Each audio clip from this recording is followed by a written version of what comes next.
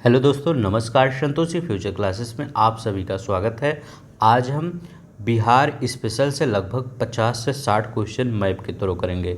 Map से करने से क्वेश्चन का पहला लाभ ये होता है कि मैप से करने से वो क्वेश्चन आपके दिमाग में, वो आंसर आपके दिमाग में काफ़ी दिन तक रहता है। ठीक है, भूलने का चांस बहुत कम होता है। इसीलिए आप जब भी पढ़िए, अगर आपको ये लगे कि ये क्वेश्चन मैप से हो सकता है तो आप मैप से कर लीजिए।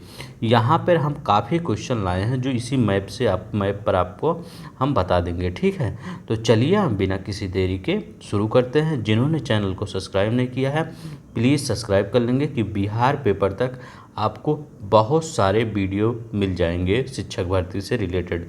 ठीक है, तो एक सीट अगर पक्की करनी है आपको तो प्लीज़ चैनल को सब्सक्राइब कर दीजिए, वीडियो को लाइक कर दीजिए। ठीक है, ठीक है। तो अब देखिए, यहाँ पे देखिए पहला क्वेश्चन हमारा क्या बन रहा है। पहला क्वेश्चन बन रहा है कि नेपाल बिहार के कितने जिलों के साथ सीमा साझा करता है।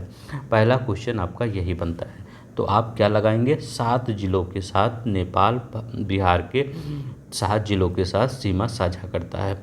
अब देखिए कौन सा जिला है। अब देखिए यहाँ पे, देखिए यहाँ पूरा कितना क्या आपका यहाँ पर नेपाल है। ठीक है, तो नेपाल से कौन सा जिला सीमा साझा करता है। देखिए पश्चिमी चंपारण, पहला क्या आप लगाएंगे, पश्चिमी चंपारण।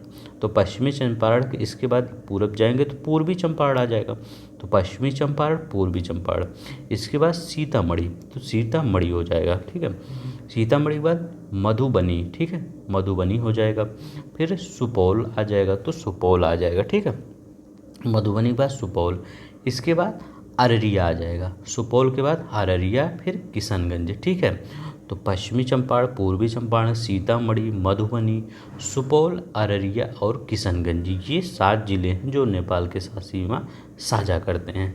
चलिए हम यहाँ पे देखते हैं पश्चिम बंगाल के साथ कौन से सीमा साझा करता है। तो पश्चिम बंगाल के साथ 3 जिले हैं। किशनगंज है आपका, पूर्णिया है और कटिहार है। देखिए किशनगंज, पूर्णिया, कटिहार याद रखिएगा। किशनगंज, पूर्णिया, कटिहार। ठीक है, अब देखिए झारखंड, तो झारखंड के साथ कौन कौन सा सीमा साझा करते हैं ये देखिए। ठीक है, तो झारखंड के साथ आपका रोहतास आता है, औरंगाबाद आता है, गया। आपके देखिए कहाँ से आप पढ़ेंगे, यहाँ से पढ़ेंगे। देखिए कैसे आप याद करेंगे, रोहित रोह ऐसे एक ट्रिक बना लीजिए। रोहित, ऐसे मैं लिख देता हूँ, रोहित कहाँ गया, औरंगाबाद। औरंगाबाद गया। ठीक है, और नवा मतलब नया, नवा जामुन लाया। जामुन, रोहित औरंगाबाद गया और नवा जामुन लाया। लेकिन जामुन नहीं मिला, उसको क्या मिला, बांका मिला और भाला मिला। ठीक है, भाला मिला और कट काटा मिला, काटा मिला। देखा, काटा मिला। ठीक है, ऐसे याद करें। रोहित से क्या रखिएगा, रोहतास, औरंगाबाद। गया से गया, रोहित औरंगाबाद गया। और नवा, नवा मतलब नया, नया जामुन लिया लेकिन जामुन नहीं मिला। बांका, भाला से भागलपुर, काटा से कटिहार। तो कटिहार, बांका, भागलपुर, ये आपका झारखंड हो जाएगा। ठीक है, याद रखिएगा। ऐसे याद रखेंगे तो थोड़ा सा याद हो जाएगा आपको। ठीक है, आप अपने हिसाब से भी कुछ ट्रिक बना सकते हैं जैसे आपको सुटेबल पड़े उसी हिसाब से, ये नहीं कि आप मेरा ही ट्रिक याद करिए। ठीक है, तो रोहित औरंगाबाद गया और नवा जामुन लाया। नवा जामुन का स्थान पे क्या, बांका और भाला और काटा। तो 3 चीज़ लिया, बांका, भाला, काटा। ठीक है, अब देखिए हमारा उत्तर प्रदेश से आपका कौन जिला लगता है। तो उससे उत्तर प्रदेश से देखिए ये इधर है, पश्चिमी चंपारण, गोपालगंज, सिवान, सारण, भोजपुर। भोजपुर यहाँ से लग रहा है, ये देखिए भोजपुर लग रहा है, बक्सर लग रहा है और कैमूर, भभुआ, तो कैमूर लग रहा है। ठीक है, तो कैमूर और यहाँ पे रोहतास, तो रोहतास इतना लग जाता है। इसके बाद यहाँ पे झारखंड आ जाता है। ठीक है, तो आपका यहाँ से फिर से देखिए, रोहतास, कैमूर, बक्सर, भोजपुर, सारण, सिवान, गोपालगंज और पश्चिमी चंपारण, ये किससे लगते हैं? उत्तर प्रदेश से लगते हैं, ये सभी उत्तर प्रदेश से लगते हैं। चलिए इतना तो आपको समझ में आ गया होगा। एक बार हम फिर देख लेते हैं। नेपाल के साथ 7 जिले सीमा साझा करते हैं: पश्चिम चंपारण, पूर्वी चंपारण, सीतामढ़ी, मधुबनी, सुपौल, अररिया, किशनगंज। याद हो गया? पश्चिम बंगाल के साथ किशनगंज, पूर्णिया, कटिहार, ठीक है। और झारखंड के साथ रोहतास, औरंगाबाद, गया, नवादा, जमुई, बांका, भागलपुर, कटिहार, ठीक है। उत्तर प्रदेश के साथ पश्चिमी चंपारण, गोपालगंज, सिवान, सारण, भोजपुर, बक्सर और कैमूर। इतना आपका सीमा साझा करता है। इतना तो आपको याद हो रहा है। थोड़ा सा पढ़िए, लेकिन अच्छे से पढ़िए, जो पढ़िए याद रहे। आप पूरी बुक पढ़ जा रही है लेकिन आपको याद नहीं है तो उसका कोई फ़ायदा नहीं ना। थोड़ा सा पढ़िए, अच्छा पढ़िए। चलिए हम फिर अब देखते हैं नेक्स्ट। अब देखिए, मैं आपको जनगणना से कुछ क्वेश्चन यहाँ पे करवाने वाला हूँ मैप से। देखिए, सबसे ज़्यादा पूछा जाता है क्वेश्चन कि क्षेत्रफल के हिसाब से बिहार के 3 जिले बताइए जो सबसे बड़े हैं। तो बिहार के 3 जिले कौन से हैं जो सबसे बड़े हैं? तो आपको दिख रहा होगा इसमें बिहार के 3 जिले कौन से हैं। पहले नंबर पे आ जाता है पश्चिमी चंपारण। ये हम क्षेत्रफल के हिसाब से बता रहे हैं कि एरिया वाइज सबसे बड़ा ज़िला कौन सा है। तो सबसे बड़ा ज़िला पश्चिमी चंपारण, याद रखिएगा। दूसरा कौन सा आता है? दूसरा आपका गया आता है, ठीक है, गया याद कर लीजिए। तीसरा कौन सा आता है? तीसरा आपका पूर्वी चंपारण आता है, ठीक है, पूर्वी चंपारण। तो क्षेत्रफल के हिसाब से अगर पूछे तो पहले पश्चिमी चंपारण आता है, दूसरे पे गया आता है, तीसरे पे पूर्वी चंपारण आता है, ठीक है। अब तो ये हो गया क्षेत्रफल के, मतलब एरिया वाइज जो होता है, एरिया में सबसे बड़े जो है, ठीक है, एरिया में सबसे बड़े हैं, ठीक है, पश्चिमी चंपारण, गया और पूर्वी चंपारण। अब पूछ सकता है कि एरिया में जो सबसे छोटे हैं वो सबसे बताइए। तो यहाँ पे आपको पूरे मैप में देखिए कौन सा सबसे छोटा दिख रहा है। पहला सबसे छोटा दिख रहा होगा शिवहर, ठीक है। तो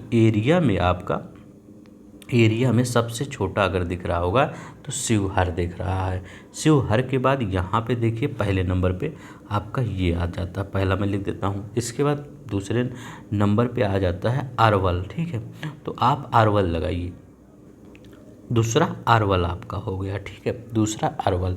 तीसरे पे कौन दिख रहा है? तीसरे पे देखिए शेखपुरा दिख रहा है। तो ठीक है, तो एरिया वाइज अगर पूछे सबसे छोटा ज़िला कौन सा है तो एरिया वाइज सबसे छोटा ज़िला शिवहर है, दूसरा अरवल है, तीसरा शेखपुरा है। तो शिवहर, अरवल, शेखपुरा, ये तीनों याद रखिएगा, ठीक है। एरिया वाइज आपका हो गया। अब एक चीज़ और बचता है कि एरिया वाइज सबसे बड़ा पश्चिम चंपारण, गया, पूर्वी चंपारण। एरिया वाइज सबसे छोटा शिवहर, अरवल, फिर शेखपुरा, ठीक है, तीसरे नंबर पे। अब पूछा जनसंख्या में सबसे ज़्यादा जनसंख्या कहाँ पर रहती है। जब सबसे ज़्यादा जनसंख्या कहाँ पे निवास करती है तो बताइए कहाँ पे निवास करेगी सबसे ज़्यादा जनसंख्या? तो जनसंख्या वहीं निवास करेगी जहाँ पे सारी सुख सुविधाएँ होंगी। तो सारी सुख सुविधाएँ कहाँ होंगी? पटना में होगी। तो पटना पहले नंबर पे आ जाता है जनसंख्या में। पहले पे पटना आ जाता है। दूसरे पे कौन आ जाता है? दूसरे पे जो बड़ा जिला है वही हो जाएगा। तो दूसरे पे आपका जनसंख्या में आपका ये पूर्वी चंपारण आ जाता है। कौन सा? पूर्वी चंपारण, ये जनसंख्या में है, ठीक है, जनसंख्या लिख देता हूँ। जनसंख्या में पहले पे पटना, दूसरे पे पूर्वी चंपारण, तीसरे पे कौन आ जाएगा? तीसरे पे जो ये वहाँ पे कहाँ पे कांड हुआ था? मुजफ्फरपुर में बम कांड जो हुआ था ना, प्रफुल्ल चाकी ने किया था जो, तो यही तीसरे में मुजफ्फरपुर। तो तीसरा वाला आपका मुजफ्फरपुर में सबसे ज़्यादा जनसंख्या रहती है। पहला पटना, दूसरा पूर्वी चंपारण, तीसरा मुजफ्फरपुर। तो पटना, पूर्वी चंपारण और तीसरा मुजफ्फरपुर, सबसे ज़्यादा जनसंख्या यही होती है, ठीक है। अब क्या पूछ लेगा आपका? सबसे कम जनसंख्या कहाँ होती है? तो ज़्यादा तो जनसंख्या देख लिए कहाँ होती है, अब सबसे कम जनसंख्या कहाँ होती है? पहले पे शेखपुरा आ जाएगा, ठीक है। तो छोटा सा है तो कितनी जनसंख्या होगी? तो पहले सबसे कम जनसंख्या शेखपुरा में होगी, ठीक है। तो शेखपुरा में होगी सबसे कम।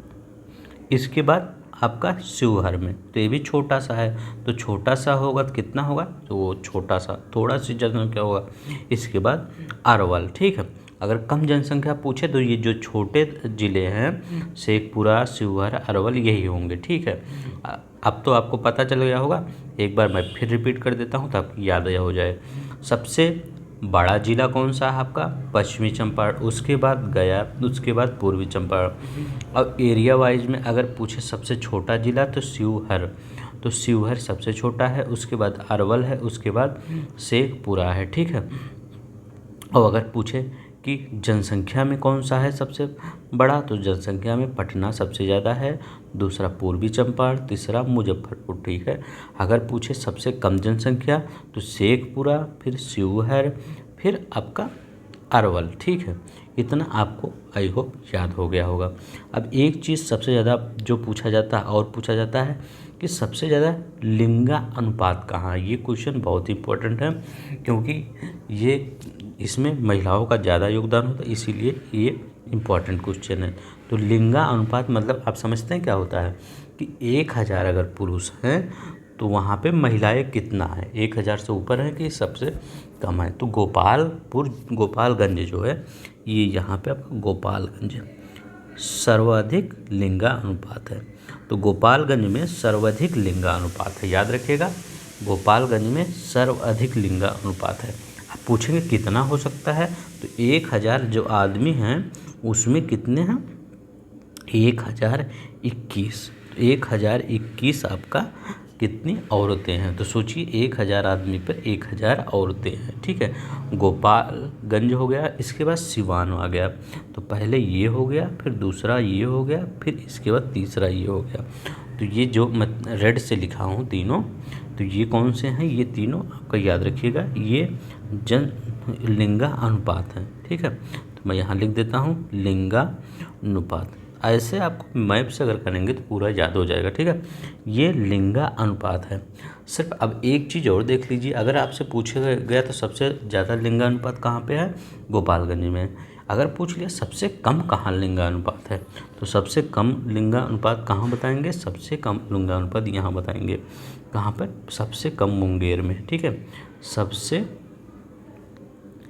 कम लिंगा अनुपात, ठीक है, सबसे कम लिंगा अनुपात यहाँ बताएंगे, ठीक है। अगर आपको समझ में आ रहा होगा प्लीज़ वीडियो को लाइक कर दीजिएगा और चैनल को सब्सक्राइब कर दीजिएगा। तो सबसे अधिक लिंगा अनुपात गोपालगंज, सिवान, सारण में, और सबसे कम मुंगेर में, ठीक है। तो मुंगेर में कितना होगा, जैसे यहाँ पे 1000 आदमी पे 1021 औरतें हैं या लड़कियां हैं, तो यहाँ पे 1000 में 876 ही लड़कियां हैं। तो इस यहाँ पे बहुत बेकार दशा है मुंगेर में, ठीक है।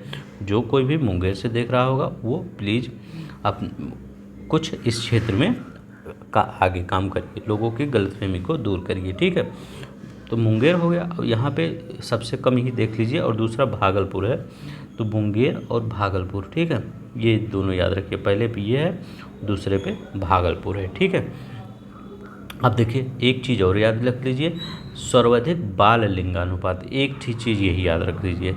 तो सर्वाधिक बाल लिंगानुपात यहाँ पे आ जाइए, ठीक है, किशनगंज। तो यहाँ पे हम लिख देते हैं सर्वाधिक बाल लिंगानुपात, बाल लिंगानुपात, बाल लिंगानुपात कितना है, 971, ठीक है। तब भी कुछ सही है मुंगेर से, ठीक है, मुंगेर तो 876 पहुँच गया है। तो सर्वाधिक बाल लिंगानुपात 876 कहाँ पे है, किशनगंज में है, ठीक है।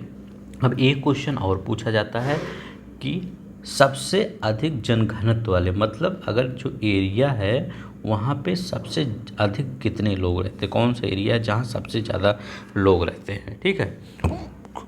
तो बताइए कौन सा ज़िला है। तो आपको बता, इसमें आपको कोई दिक्कत नहीं होना चाहिए।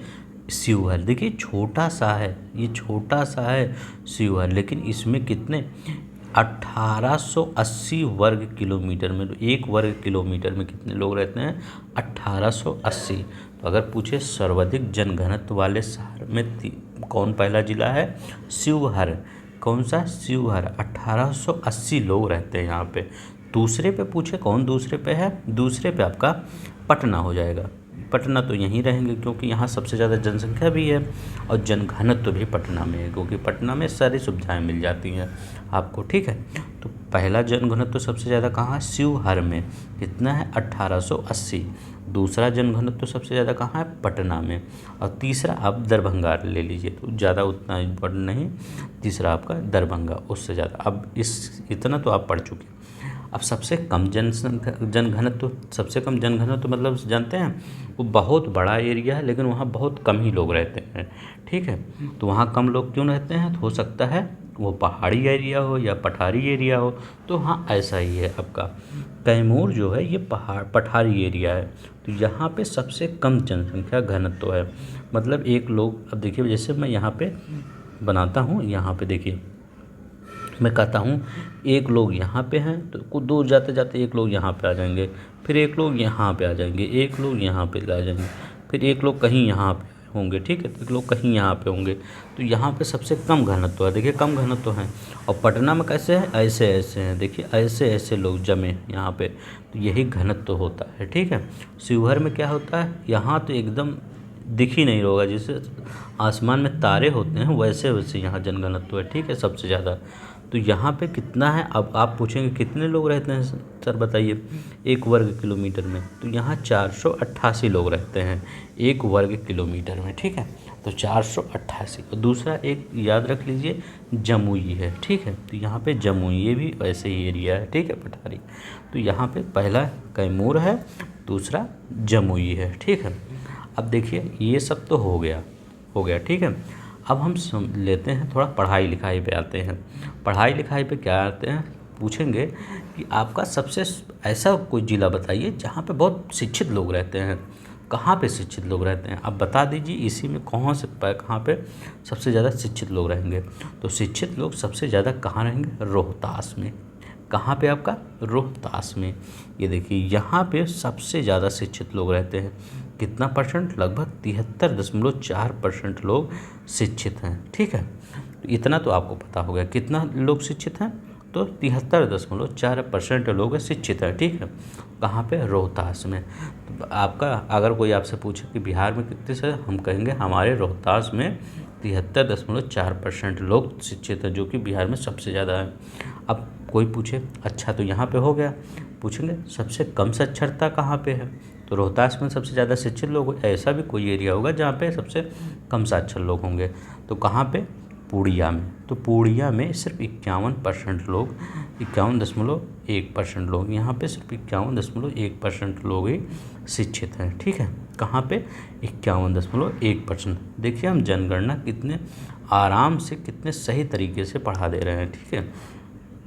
अगर आपको वीडियो पसंद आए प्लीज़ लाइक कर दीजिए, चैनल को सब्सक्राइब कर दीजिए, ठीक है। तो पूर्णिया 51.1% लोग। अब देखिए ये सब तो हो गया। अब ये पूछा जाता है कि ये देखिए ये जो पेपर आपका बीपीएससी टीचर का होने वाला है, ये मेनली महिलाओं पे बेस है, क्योंकि 50% महिला इसमें सीट है। तो ये भी पूछ सकता है सबसे ज़्यादा महिला साक्षरता कहाँ पे है? तो जहाँ पे सबसे ज़्यादा शिक्षित लोग हैं वहीं पे तो महिला साक्षरता भी होगी। तो महिला साक्षरता सबसे ज़्यादा कहाँ पे है? यहीं पे है, ठीक है। तो महिला साक्षरता सबसे ज़्यादा रोहतास में है, ठीक है। अब देखिए ये सब तो हो गया। अब एक क्वेश्चन और बनता है कि पूछा जाता है सर्वाधिक एससी जनजाति, अनुसूचित जनजाति कहाँ पे है?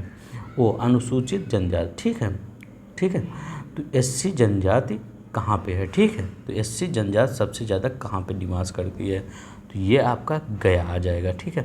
गया में सबसे ज़्यादा अनुसूचित जनजाति लोग निवास करते हैं, ठीक है, 80 लोग, ठीक है। तो सबसे ज़्यादा 80 लोग कहाँ निवास करते हैं? ये आपका ये गया में। कितना परसेंट? लगभग 30% लगभग निवास करते हैं, 30.9%, ठीक है। लगभग 30.9% लोग यहाँ पे निवास करते हैं, कहाँ पे? गया में। अब ये पूछ सकता है सबसे सर्वाधिक एसटी वाले ना, तो जो शेड्यूल्ड ट्राइब होते हैं ये कहाँ पे सबसे ज़्यादा निवास करते हैं? तो ये सबसे ज़्यादा निवास करते हैं, ये बहुत सी इम्पोर्टेंट एरिया है, ठीक है, पश्चिमी चंपारण, ठीक है। तो पश्चिमी चंपारण जो होता है यहाँ पे सबसे ज़्यादा यष्टि निवास करते हैं। क्यों? देखिए, ये पूरा एरिया जो होता है आपका, ये पूरा जंगली एरिया है, ठीक है। यहाँ पे प्रकृति का एक सौंदर्य रूप देखने का मिलेगा। जिस किसी का भी फॉर्म जिन्होंने भी, अगर आप फॉर्म पश्चिमी चंपारण में डाला है, पहला प्रायोरिटी लिए हैं, अगर आपको यहाँ पे मिल जाती है आपकी पोस्टिंग, तो ये बहुत ही अच्छा जिला है, ठीक है। प्रकृति की मतलब गोद में आप रहेंगे पश्चिमी चंपारण में, और अच्छे बच्चों को आप ज़मीनी स्तर से, जो बच्चे हैं ज़मीनी स्तर से फैमिली हैं, उनसे आपको जुड़ने का मौका मिलेगा पश्चिमी चंपारण में, ठीक है। तो यहाँ पे आपको एसटी कम्युनिटी सबसे ज़्यादा पाई जाती है। कहाँ? जो जंगलों पे मेनली डिपेंड रहती है। कौन सा? एसटी। तो पश्चिमी चंपारण में सबसे ज़्यादा एसटी और गया में सबसे ज़्यादा एससी पाई जाती हैं। इतना तो आपका हो गया। चलिए अब हम कुछ अलग चीज़ देखते हैं। इतना तो जनगणना से रिलेटेड था। अब हम देख लेते हैं टाइगर रिजर्व, ठीक है। अब देखिए यहाँ पे देख लेते हैं प्रमुख पर्यटन और धार्मिक स्थल। यहाँ से एक क्वेश्चन आपका कन्फर्म बन जाएगा। आप देखिए, हम इधर से स्टार्ट करते हैं और यहाँ तक चलते हैं। पहला क्वेश्चन हमारा कह रहा है देवकुली शिव मंदिर कहाँ पे है? पश्चिम चंपारण में है। देवकुली शिव मंदिर कहाँ पे है? पश्चिम चंपारण में है। अरे राज मंदिर और केसरिया बौद्ध स्तूप कहाँ पे है? पूर्वी चंपारण में। याद कैसे करेंगे?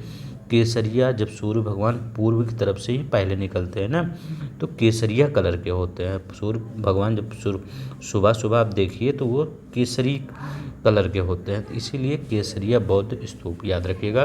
कहाँ पे है? पूर्वी चंपारण में है। पश्चिमी चंपारण से कंफ्यूज मत होइएगा, तभी मैंने ट्रिक बता दिया। अरे राज मंदिर, ठीक है।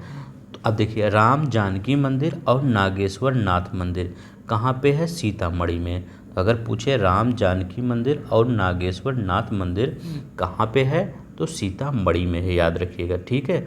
राम जानकी मंदिर, नागेश्वर नाथ मंदिर कहाँ पे है? सीतामढ़ी में है। कई बार बता रहा हूँ ताकि आपको याद हो जाए। अब देखिए वैशाली में क्या है, ये देखिए वैशाली में। तो वैशाली में क्या है आपका? यहाँ पे आपका पत्थर की मस्जिद और पादरी की हवेली। पादरी की हवेली बहुत बार पूछा जाता है, कहाँ पे है? वैशाली में है। तो पादरी की हवेली और पत्थर की मस्जिद कहाँ पे है? ये देखिए, मैं बड़ा कर देता हूँ थोड़ा सा। ये कहाँ पे है? वैशाली में है, ठीक है। कहाँ पे? वैशाली में है। अब देखिए पटना में क्या है। पटना में देख लीजिए क्या है, अरड़ देवी और मंदिर और बड़ी मबढया का राम मंदिर, मंदिर महावीर मंदिर पत्थर, ठीक है। यहाँ पे है पटना में है, ठीक है, याद रखिएगा। माधवेश्वर मंदिर कहाँ पे है? दरभंगा में है। कहाँ पे माधवेश्वर मंदिर? दरभंगा में है, ठीक है। अब ये देखिए, यहाँ पे देखिए पूर्णिया में क्या है? माँ पूरण देवी मंदिर। तो पूर्णिया से माँ पूरण देवी मंदिर, भगवान नृसिंह अवतार मंदिर और प्रहलाद स्तंभ, याद रखिएगा। बरारी गुरु बाजा का गुरुद्वारा कहाँ पे है? कटिहार में है। तो बरारी गुरु बाजा का गुरुद्वारा कहाँ पे है? कटिहार में, याद रखिएगा। भागलपुर में क्या है? भागलपुर में है विक्रमशिला महावीर विक्रमशिला विश्वविद्यालय, ठीक है। तो विक्रमशिला महाविहार भी है और विक्रमशिला विश्वविद्यालय भी है। अजगैबी नाथ मंदिर और अकत्री नाथ का शिव मंदिर भी यहीं पे है, ठीक है, भागलपुर में, ठीक है। तो सबसे ज़्यादा यही पूछा जाता है विक्रमशिला विश्वविद्यालय कहाँ पे है। तो विक्रमशिला विश्वविद्यालय अगर आपसे पूछे कोई तो कहाँ पे लगाएंगे? आपका कहाँ लगाएंगे? आप यहाँ पे लगाएंगे, ये विक्रमशिला विश्वविद्यालय भागलपुर में लगाएंगे, ठीक है। तो विक्रमशिला विश्वविद्यालय भागलपुर में लगाएंगे, सबसे ज़्यादा पूछा जाता है, ठीक है। अब यहाँ पे आप देखिए, नवादा में गुनवावा जी है, गया में है बोध गया और सुजाता गढ़ स्तूप, तो और विष्णु पद मंदिर। तो विष्णु पद मंदिर बहुत बार पूछा जाता है, कहाँ पे है? गया में है, ठीक है। तो विष्णु पद मंदिर, सुजातागढ़ और बोध गया, बोध गया गया में है। तो इसको याद रखिएगा, जैसे बोध इसके बाद गया, तो बोध गया गया में है, सुजातागढ़ स्तूप गया में है, विष्णु पद मंदिर गया में है। बराबर की गुफाएं एवं पहाड़ियाँ बहुत बार पूछा जाता है, जहानाबाद में है। बराबर की गुफाएं एवं पहाड़ियाँ कहाँ पे? आपका जहानाबाद में है। इसके बाद आपका कहाँ पे है बराबर की गुफाएं एवं पहाड़ियाँ? जहानाबाद में है। ठीक है, यहाँ पे लिखा गया है सूर्य मंदिर, तो सूर्य मंदिर कहाँ पे है, तो सूर्य मंदिर भी बहुत ही इम्पोर्टेंट है। तो सूर्य मंदिर कहाँ पे है, औरंगाबाद में है। ठीक है, तो सूर्य मंदिर कहाँ पे है आपका, औरंगाबाद में। सूर्य मंदिर कहाँ पे है, औरंगाबाद में है। ठीक है, सासाराम शेरशाह का मकबरा पूछा जाता है कहाँ पे है, रोहतास में है। सबसे ज़्यादा पूछा जाता है कि शेरशाह का मकबरा कहाँ है, तो सासाराम में है। कभी कभी ये भी पूछ लिया जाता है किस ज़िले में है, तो रोहतास ज़िले में है। ठीक है, अब देखिए यहाँ पे क्या है, अरण्य मंदिर, तो अरण्य मंदिर भोजपुर आरा में है। तो अरण्य मंदिर कहाँ पे है, भोजपुर आरा में है। सप्तपर्णी गुफा राजगीर, ये बहुत ही इंपॉर्टेंट है। यहाँ बौद्ध जो सम्मेलन हुआ था सप्तपर्णी गुफा में, राजगीर में। ठीक है, विपुल गिरी, ये कहाँ पे है सब, ये आपका नालंदा में है। ठीक है, याद रखिएगा, नालंदा में, राजगीर मतलब नालंदा। सप्तपुरी, राजा जरासंध का अखाड़ा विश्व शांति स्तूप कहाँ पे है, नालंदा में। पावापुरी कहाँ पे है, नालंदा में है। नालंदा विश्वविद्यालय नालंदा में, इसको तो याद ही रख लेंगे। नवनालंदा विहार महाविहार, ये भी नालंदा में है। ठीक है, तो इतना आपको याद आ गया। चलिए हम कुछ अलग देखते हैं कि अलग क्या है। तो केसरिया स्तूप कहाँ पे है, पूर्वी चंपारण में, याद रखिएगा। ठीक है, अब देखिए जैन धर्म से कुछ मंदिर देख लेते हैं। जल मंदिर कहाँ पे है, तो जल मंदिर अगर आपसे पूछे तो वहाँ कहाँ पे है, नालंदा। यहाँ पे नालंदा में जल मंदिर है, मैं यहाँ पे लिख देता हूँ जल मंदिर। ठीक है, तो जल मंदिर, तो जल मंदिर कहाँ पे है, पावापुरी नालंदा में। पावापुरी नालंदा में जल मंदिर है। सीता कुंड कहाँ पे है, यह है सीतामढ़ी में। यहीं पे सीता कुंड है, याद रखिएगा, सीता कुंड। ठीक है, तो सीता कुंड कहाँ पे है, सीतामढ़ी में। सीता कुंड सीतामढ़ी में। और सिंहेश्वर स्थान कहाँ पे है, बताइए, सिंहेश्वर स्थान, ये बहुत ही इम्पोर्टेंट है, बहुत बार पेपर में पूछा गया है। ठीक है, तो क्या है, सिंहेश्वर, तो सिंहेश्वर स्थान। ठीक है, तो सिंहेश्वर स्थान कहाँ पे है, मैंने लगा दिया, सहरसा में है। ठीक है, सिंहेश्वर स्थान कहाँ पे, सहरसा में है। अहिल्या स्थान कहाँ पे है, अहिल्या स्थान बताइए, ये भी आज इम्पोर्टेंट है। तो अहिल्या स्थान कहाँ पे है, दरभंगा में। ठीक है, अहिल्या स्थान। ठीक है, जितना लिखा था उतना मैं बता दिया, जितना नहीं लिखा था इम्पोर्टेंट था वो मैं बता रहा हूँ। अहिल्या स्थान कहाँ पे है आपका, दरभंगा में है। ठीक है, याद रखिएगा। घोड़ा कटोरा कहाँ पे है, ये भी बहुत बार पूछा जाता है। तो घोड़ा कटोरा याद रखिए कहाँ पे हो सकता है घोड़ा कटोरा, तो घोड़ा कटोरा आपका राजगीर नालंदा में है। ठीक है, तो याद रखिए घोड़ा कटोरा, घोड़ा कटोरा कहाँ पे आपका, राजगीर नालंदा में है। ठीक है, घोड़ा कर बराबर की गुफाएं बता दिए कहाँ पे है आपका, जहानाबाद में है। ठीक है, इतना तो आपको याद ही रखना है। लास्ट मैप हम देख लेते हैं, क्योंकि इससे भी क्वेश्चन एक बनने की संभावना है। यहाँ से भी आपका एक क्वेश्चन आ जाएगा। ठीक है, झीलें, आप बताइए उदयपुर अभ्यारण्य, तो उदयपुर अभ्यारण्य कहाँ पे है, उदयपुर अभ्यारण्य आपका है पश्चिमी चंपारण में। तो पश्चिमी चंपारण में कौन सा है, उदयपुर अभ्यारण्य। सबसे ज़्यादा पूछा जाने वाला ये है वाल्मीकि राष्ट्रीय पार्क, तो एक ही राष्ट्रीय पार्क है वाल्मीकि राष्ट्रीय पार्क, कहाँ पे है, वाल्मीकि वन्य जीव अभ्यारण्य भी यही है, और वाल्मीकि राष्ट्रीय पार्क है, वाल्मीकि टाइगर रिजर्व भी यही है। तो कहाँ है, पश्चिमी चंपारण में। ठीक है, याद रखिएगा, पश्चिमी चंपारण में बहुत बार पूछा जाता है। वाल्मीकि राष्ट्रीय पार्क कहाँ पे है, तो आपका पश्चिमी चंपारण में। देखिए आधा ला यहाँ पे है, तो एक अक्षर यहाँ भी आधा सा है। ठीक, याद रखिएगा, इसी से याद रखिएगा अगर नहीं याद हो रहा हो। ठीक है, तो वाल्मीकि टाइगर रिजर्व पश्चिमी चंपारण में है। अब देखिए यहाँ पे बडैला सलीम अली पक्षी अभ्यारण्य, तो बडैला सलीम अली पक्षी अभ्यारण्य कहाँ है, वैशाली। तो बा से देखिए वैशाली लिखा जाता है ऐसे ना, बै, तो बडैला, तो वैशाली ऐसे लिख दीजिए। ठीक है, तो वैशाली और बडैला देखिए मिलता जुलता कुछ है, तो ऐसे याद रखिएगा। तो बडैला सलीम अली पक्षी अभ्यारण्य कहाँ पे है, वैशाली में है। ठीक है, कुशेश्वर स्थान पक्षी अभ्यारण्य कहाँ पे है, दरभंगा में है। तो कुशेश्वर स्थान पक्षी अभ्यारण्य कहाँ पे है, दरभंगा में। या देखिए दिया गया है कुशेश्वर स्थान पक्षी अभ्यारण्य कहाँ पे आपका, दरभंगा में है। ठीक है, अब देखिए कांवर झील पक्षी अभ्यारण्य, तो कांवर झील पक्षी अभ्यारण्य ये भी काफ़ी इंपॉर्टेंट है, बहुत बार पूछा गया है ये भी। तो कहाँ पे है, बेगूसराय में है। ठीक है, तो कांवर झील पक्षी अभयारण्य, ठीक है, तो बेगूसराय में है, याद रखिएगा बेगूसराय।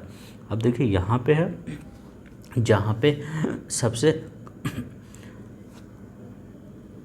कम लिंगानुपात था वो मुंगेर में, क्या है, भीमी बांध वन्यजीव अभयारण्य। तो मुंगेर में क्या है आपका, भीमी बांध वन्यजीव अभयारण्य, याद रखिएगा भीमी बांध वन्यजीव अभयारण्य कहाँ पे है, मुंगेर में।